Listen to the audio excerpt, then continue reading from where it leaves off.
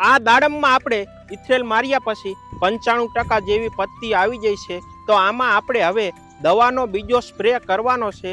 તો તે દવા કઈ કઈ લેવાની છે તેની વિસ્તારથી આ વિડીયોમાં ચર્ચા કરવાના છે। તો ખેડૂત ભાઈઓ, આપણે હવે આમાં 95% જેવી પત્તી આવી જાય છે, તો તેમાં આપણે ચોકડી સારી પડે તે માટે દવા છાંટવી જોઈએ અને ચોકડીમાંથી સૂઈટું ના નીકળે તે માટે આપણે દવા છાંટવી જોઈએ। તો તેમાં આપણે લેવાનું થશે પ્રોપિકોનાઝોન 25% આવે છે, તે તમારે 1 લીટર પાણીમાં 0.5 ml એટલે કે અડધો ml લેવું અને ભેગું મિક્સમાં આપણે 05234 આવે છે, તે પણ તમારે 1 લીટર પાણીમાં 5 ગ્રામ લેવું અને ત્રીજી દવા આપણે ઝાયરમ 27% આવે છે, તે પણ તમારે 1 લીટર પાણીમાં 2 ml લેવું। આ ત્રણેય દવા મિક્સ કરીને આપણે દાડમમાં છંટકાવ કરી દેવો, જેથી કરીને આપણા દાડમમાં ચોકડીમાંથી સૂઈટ ન નીકળે અને ચોકડી સારી પડે અને તેમાંથી ફ્લાવરિંગ પણ સારું નીકળે।